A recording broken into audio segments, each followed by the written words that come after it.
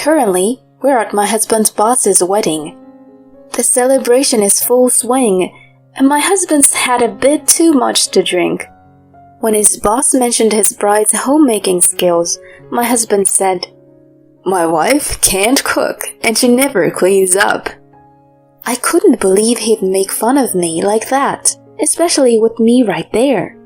I shot back, "Should you really be critiquing your wife's housekeeping skills when you're lying about business trips to stay at your mistress's place?" He looked totally shocked, and his boss just gave a confused, "Huh?" This is just the tip of the iceberg for my revenge. I'm Vicky, 32 years old. I am a freelance certified public accountant and work remotely from home. My job as a CPA involves managing financial information, producing reports, and auditing. In simpler terms, I'm self-employed and provide financial services to my clients. I married my now husband, an office worker, 3 years ago after a friend introduced us. I was instantly attracted to his outgoing and friendly nature. It wasn't like me, but I went out of my way to get his attention. Fast forward, and 2 years ago, we welcomed our daughter, Amy, into our lives. While I'd love to say everything's been a fairy tale, since getting married, I've noticed Arthur tends to slack once he feels he's secured something. He does his job, pays his bills, and isn't aggressive or mean. But he doesn't lift a finger at home, dumping all domestic and childcare duties on me, claiming, "That's a woman's job, right?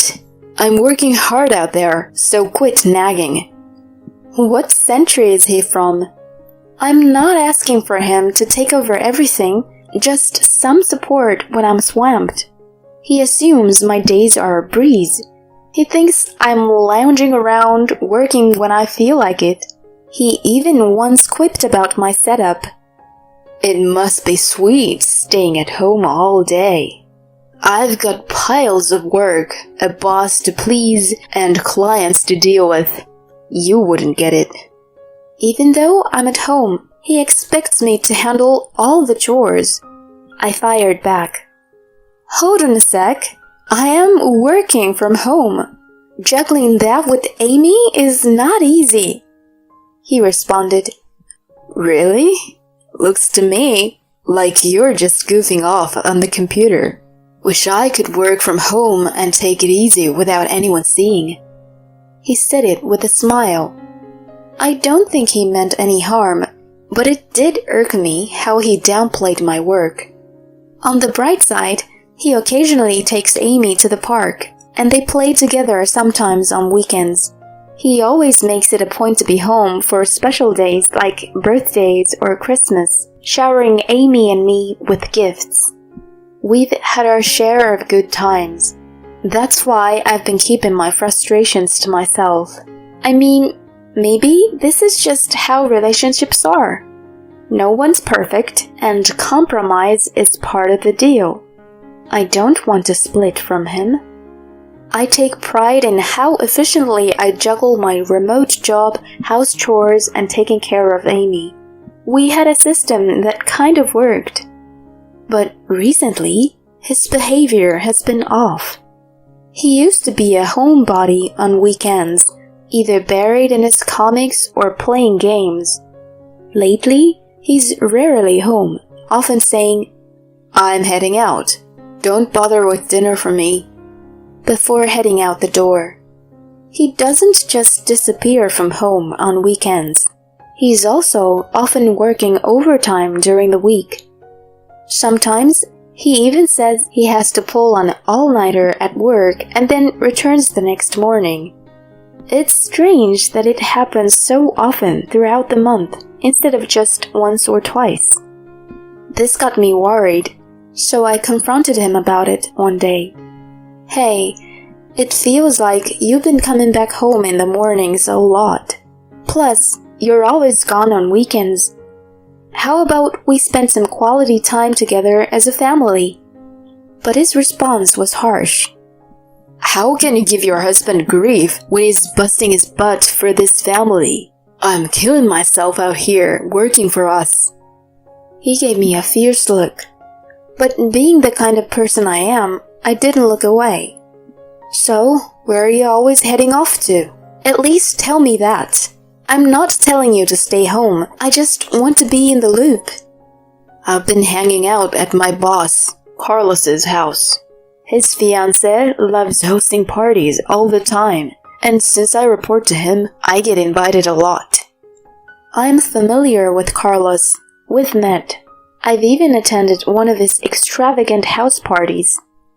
Carlos's fiancée, Sarah, was a model back in the day and is drop-dead gorgeous. Word is they are living together and planning to get married. Sarah's my age, 32, but she could pass for someone in her early 20s. She's got fair, almost glowing skin and large eyes, rosy lips and vibrant apple-colored cheeks. She is slender with a graceful frame. Even seeing her as another woman, I had to admit she was a knockout. But personality-wise, she left a lot to be desired. Sarah, I remember the first time I went to their house party and she walked up to me. That's a memory I wish I could shake, but can't. You're Vicky, right? Heard your cooking isn't that great. Sarah remarked with a sly smile. Her comment caught me off guard and I responded, Who told you that? Arthur was venting about it. Said he dressed dinner time because of the bad food. Her words left me reeling. The idea of Arthur bad-mouthing me to others was inconceivable. She went on. It's okay, you know. Everyone's got something they're not great at.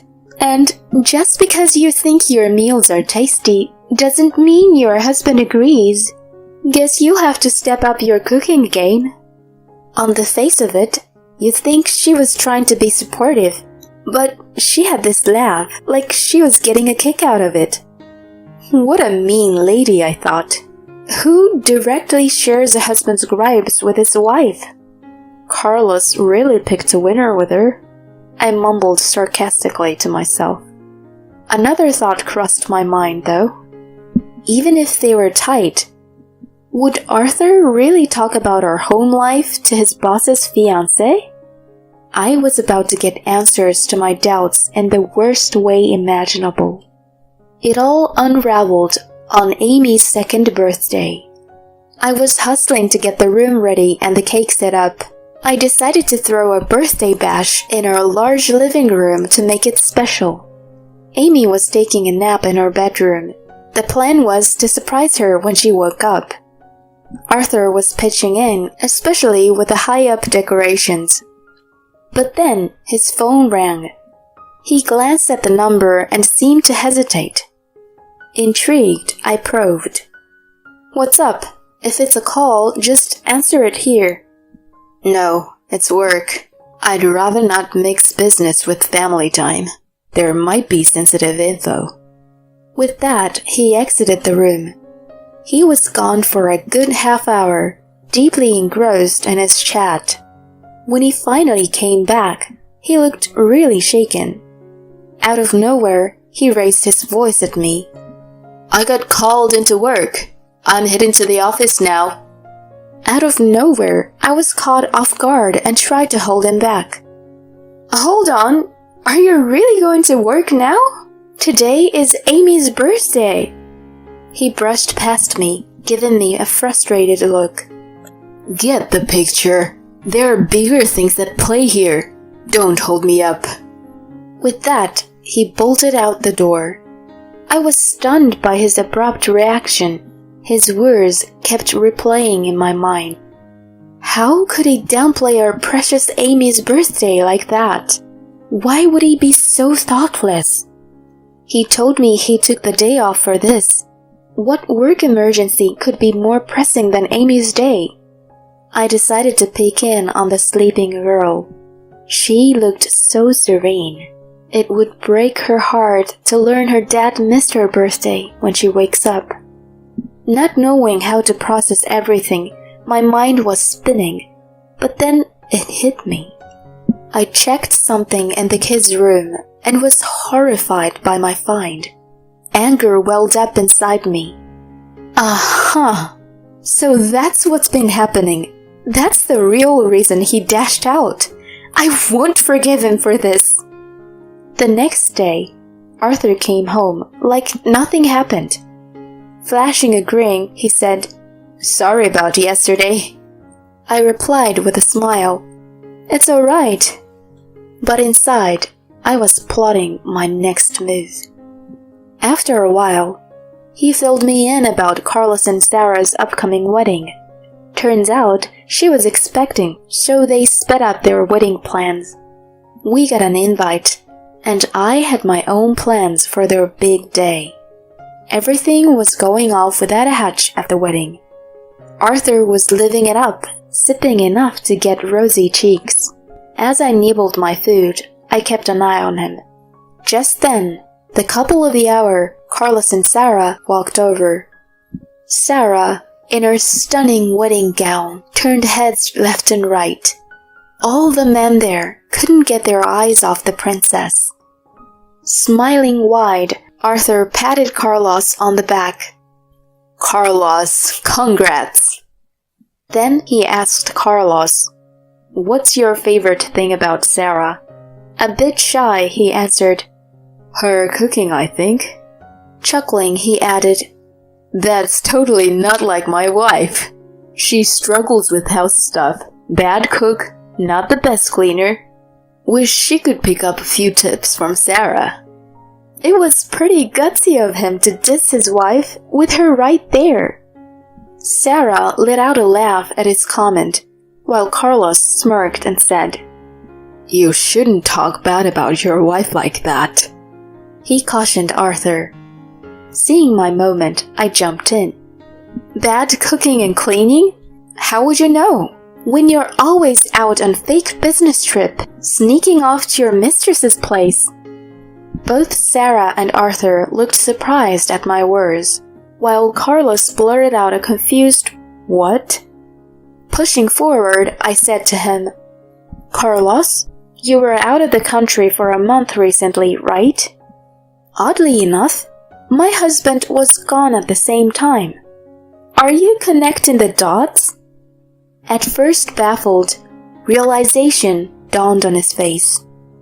"Wait, what are you hinting at?" he asked, his voice shaking a bit. Keeping my cool, I spelled it out. "It's pretty simple. Arthur was at your place the whole time, just him and Sarah."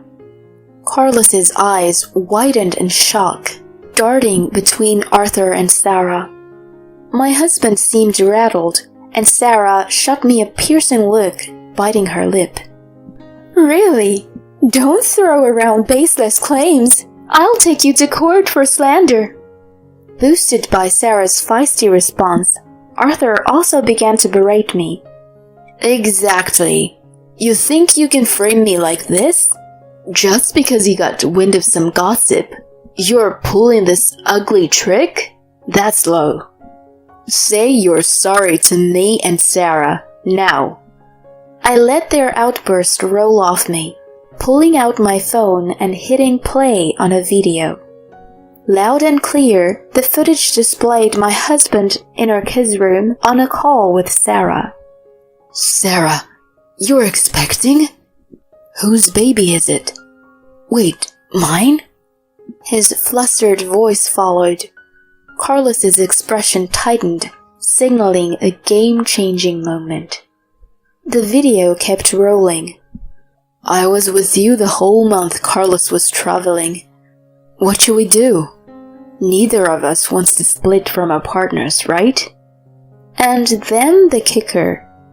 "Okay, we'll fast-track the wedding, and the kid will be known as Carlos's. Best that way. If my wife finds out, it'll be a nightmare. Just keep it between us. We gotta figure out as soon as possible." The clip wrapped up. Since I played it so loudly, Everyone around us was all ears, setting a scene abuzz. A nanny cam in the little one's room had caught the whole thing. I got it because our toddler, Amy, is a little firecracker and prone to getting into mischief. I kept quiet about the camera, anticipating Arthur would grumble, going, "Total waste of cash. We don't need it." So, clueless about the camera, he chose the kids' room for the risky call with Sarah. What followed was sheer pandemonium, with Carlos absolutely fuming. "Sarah, what is this about? You said it was my baby. Were you playing me all along? And you, Arthur, after everything I've done for you, you chased my fiancé?" Sarah started crying. "I'm so sorry. I lost myself. Please, just calm down." Arthur scrambled for words. "I can't apologize enough. Hear me out. There's a reason behind it." The scene was bedlam. Needless to say, the wedding was off. "We'll hash this out later," Carlos muttered to me, lowering his gaze. With eyes blazing, Carlos escorted a weeping Sarah out, followed by both of their families. She was in for a storm from both sides. What remained was a mix of bewildered guests, me, and shell-shocked Arthur. "You planning on hanging around like a statue?" I said, and he snapped. "What did you just unleash, making a scene like that? Crying foul? All because you hooked up with your boss's girl and she's expecting, no less." Stumped by my response, he glanced downward, then hit me with puppy dog eyes. "You're not thinking about a divorce, are you? With all the dust settled, you've gotta feel better. Amy needs both her parents. Sarah and I are done. We get a redo, right?" More than ire, I was taken aback by his brazen plea. Did he honestly think we could just hit the reset button after all of that? The real reason he doesn't want to split is because Carlos is onto him about the affair. From the get-go, Arthur hasn't been making a lot of money, and after this mess, his job's probably on the line. If I go after him for alimony, his life's definitely taking a nosedive. That's his main reason for dodging a divorce. How self-absorbed is that? I let him have it. "Cut the crap! We're getting divorced! There's no walking this back. I'll be coming for compensation from both you and Sarah. Plus, I want child support. Get ready." Hearing this, he just lost it, tears and all. "Please, don't go there. I'm really begging you here. My pay isn't great, and I swear I'm done straying. I'll do whatever you say from here out. I seriously messed up. Just think about the divorce."